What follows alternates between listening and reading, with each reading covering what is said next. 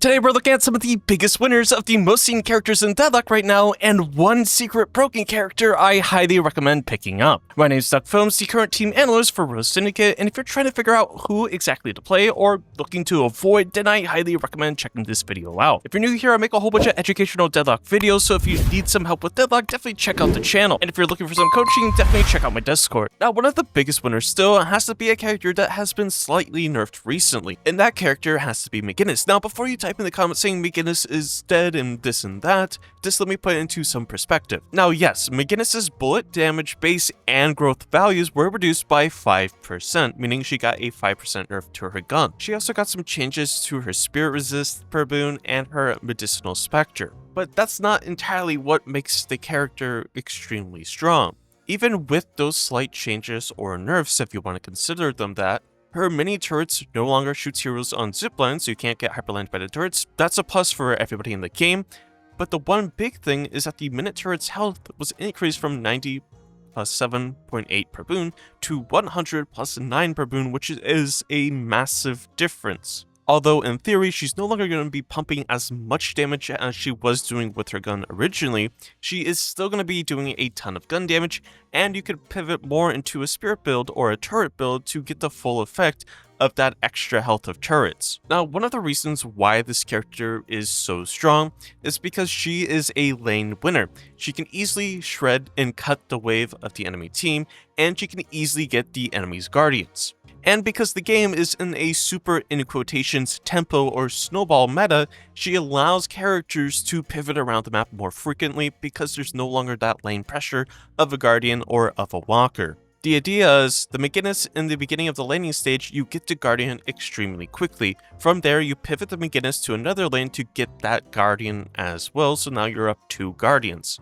You use all of that map pressure and lane pressure to suck up all of the jungle and repeat the process on the last remaining lane. From there, your M1s and your other hyper carries are allowed to solo farm and just propel the game even further. This is where people don't understand the full concept as to why McGinnis is so strong currently. And that's why it's in my book, currently McGinnis is still probably a winner of this most recent patch. Now, I wouldn't necessarily be surprised if in the next patch, Yoshi decides, okay, let's nerf McGinnis again, because I think the character is still, probably in a problematic state to where she is a really high pick, a pretty high priority in most regards, and you can just see how strong she is if she's left untouched. But what do you think? Let me know in the comments down below. Another winner coming out of this most recent patch has to be Apollo. Now with Apollo, he got some slight changes, back in the day when they changed his riposte, not being able to, proc off of everything, and then they did some minor changes. He fell down the ladder a little bit, but I was still a believer that this character was still strong because they never really actually changed his damage numbers, just the riposte. Yes, people say this killed the character, but I didn't really believe it. Now, coming back to present day, we have some, more changes. Apollo, the riposte melee resist reduction, was actually increased from -22% to -25, meaning you can pivot back more into a melee-oriented build.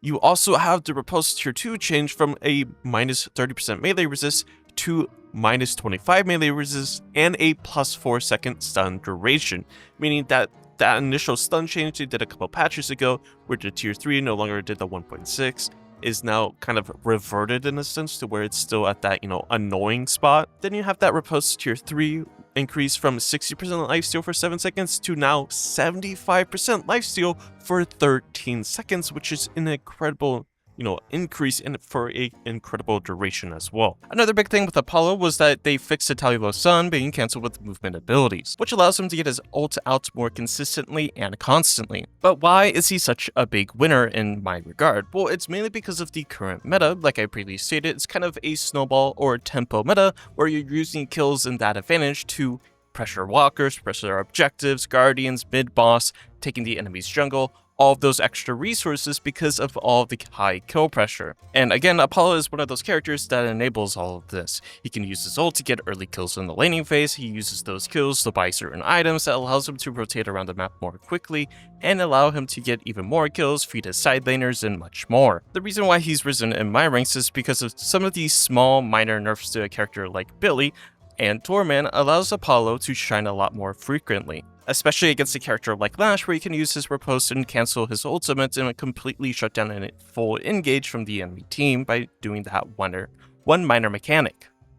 And the reason why he's so good is because, like I said, he's really good at snowballing. He's like a character in the same realm as Calico. You get kills early to progress throughout the game, so you're able to buy items and so forth. But the big thing is that he can play with a pack and a big death ball, finishing off kills for the rest of his team, or he's a really good side duelist who's able to take certain 1v1s, of course, but some are better than others, but the premise is that he has multiple options and avenues of how he wants to play the game. Now for the third burner, it's a little bit of an interesting take, and that is with Wraith, where the card trick, her heart heal spirit scaling was reduced from 1 to 0.75, which is a pretty major change in my opinion. Then with Wraith, her full auto tier 3 spirit scaling was reduced from 0.06 to 0.045. Now the big thing about this is they actually fixed the bug with Wraith to where her club cards weren't necessarily slowing in the right amount, but now they've also fixed that while slightly nerfing the character, making her kit overall better because her cards are actually working as they are supposed to, or as intended, meaning that this character is now doing the right amount of damage. She can absolutely take over games if she's left alone and is just mega farming. The big thing about Wraith is she's either played in a tempo sense where she needs to generate kills to be able to buy items and run around the map. That's why you have a build like Lightbringers, which is a tempo oriented build. Or the other thing is you just legit power farm until the end of the game, where you have Ricochet, you have all your big ticket items, and you're able to completely take over a game because of how the cards scale and just the sheer amount of damage this character can do. But that being said, the character can still be easily punished if you're constantly ganking her and not allowing her to farm. But if you leave her, leave her alone for a little bit, then she comes back into the game right away. This is why I say she's some sort of a winner, because if your team lacks coordination with the ability to gank this character, Wraith is one of those characters that just completely dominates, and she does a lot of AoE damage in the scale of her cards, and because she's buying Ricochet. Whereas when you have M1s like a Venator, yes, he can do a decent amount of damage in the AoE sense, but a majority of the time he can't do as much damage as a Wraith into a cluster of enemies. That is the biggest takeaway. Because the meta is centered around a snowball or a death ball running around the map, Ricochet with plus Wraith and her cards will always do a little bit better than a Venator. But if you're dueling a Venator in the sideline, for example, Wraith is not going to win that duel in any sense or form, because Ven's damage will just output the Wraith for quite a while until the end of the game. But of course, you can let me know what you think in the comments down below as always. Now, before we dive into the secret broken character in quotations, definitely consider hitting that like button, definitely consider subscribing to the channel. It's generally the best way of supporting me and helping prolong this. And if you're looking for some coaching or anything like that, definitely check out my Discord or become a YouTube member. Now, the secret overpowered character is Celeste, although it might not be a secret to some people, but to me, I felt that this character was strong for such a long time, and people were kind of sleeping on her. And I think now, with the nerfs to Billy, you're seeing Celeste rise through the ranks even more, even with the buffs that she recently had. But if we go to a patch all the way back of July 28th, basically there's a couple changes to Celeste. The Shining Wonder radius was increased from 16.5 to 17.5, which is rather large. And then Shiny Wonder damage was increased by 10%, which is a pretty big astronomical number. 10% is quite a lot. Following that, they had Shiny Wonder buffer duration was increased from 3 seconds to 3.25, so you're just going to be outputting more damage on top of that. But if we go back as well, we can see that an item that she likes to buy, for example, Restorative Locket, was also buffed. And in my opinion, characters that like movement, like Celeste, like Lash, even Apollo, Restore Locket is such an ideal thing for a character like this. So these are all really big signs at how strong this character is getting. Also, when you see again, on the patch on August 12th, you have nerfs to Billy. That means Celeste has a lot more play now, because Billy, in my opinion, was one of the biggest, problems that Celeste faced, as well as Yamato, because they were really easy to shut those characters down, because you would just ult the Celeste as Billy, or you just use a Rising Ram on her and just, keep her grounded and keep her locked down. It's just, you see all these changes in the power of Celeste truly being utilized now. Also, because it's another death ball-y meta, everyone's grouping up and running around the map. Her Shining Wonder, her I like to call the bouncy ball, gets a lot more value now because everybody's grouped up running around. She has a ton of AoE spells. She does a ton of gun damage if you're building to the gun realm.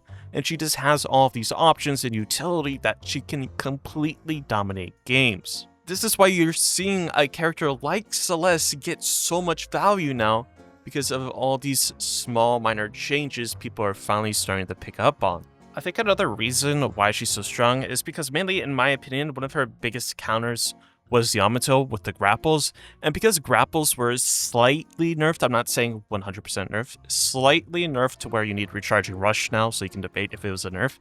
But because you need recharging rush, you can't really catch up to the Celeste if you're not able to get the original, grapple on and proc it again. So I think she's getting a lot more escape value because she doesn't have that big, problematic character as Yamato to be able to jump on her consistently now. I'm not saying that Yamato can't do it anymore, but I'm just saying not as consistently means she can move around the map a lot more. You also have some minor other changes. Like I said, McGinnis isn't getting as much value, but she's still getting a lot of value. She's still a major winner, but I would say McGinnis was also a big shutdown with the wall and the turrets, but again, slight nerfs, so that is just, in my opinion, the big thing.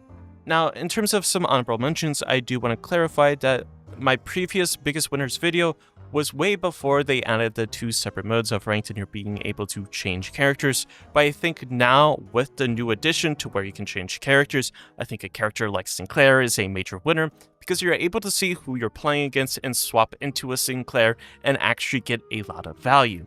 That being said, I mean, regardless of what you're playing against, you still have your, Echo Shard Bunny. If you're running that build, you still have your ultimate that you still get off consistently and constantly.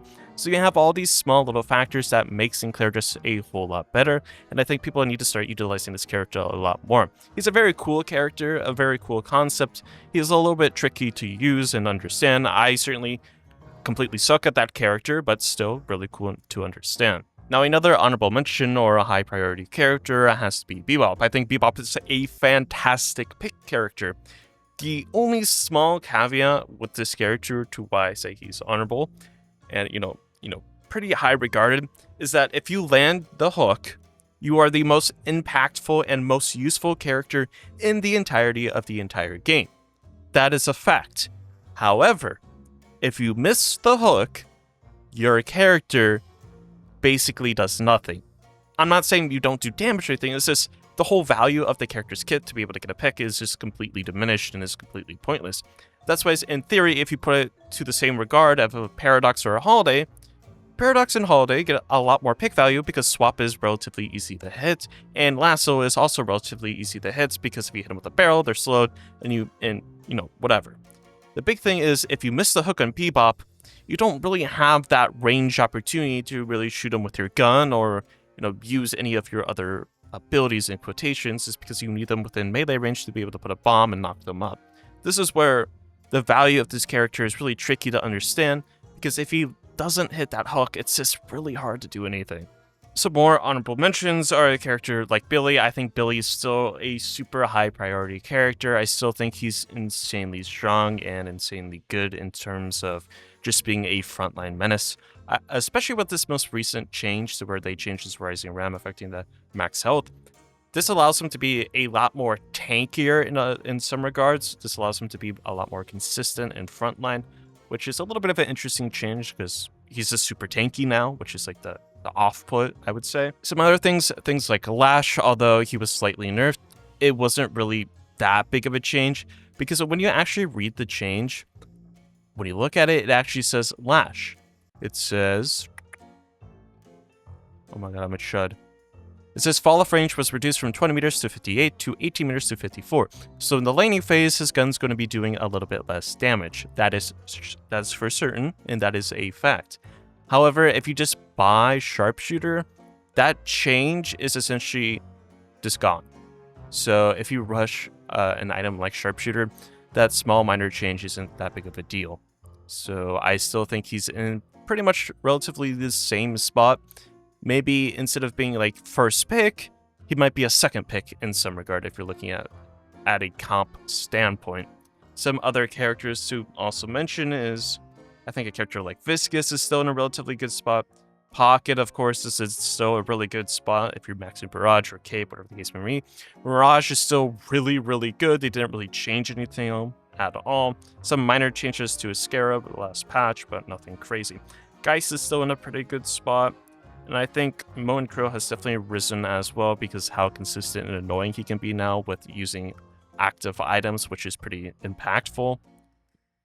But anyways, those were all my biggest winner, secret character, and honorable mentions. If you're looking up to pick any of these characters, I highly encourage you checking out my channel. Or if you're looking for some coaching, definitely join my Discord and shoot me a DM. But anyways, hopefully you found this video helpful in any way, shape, or form. If you did, I appreciate it.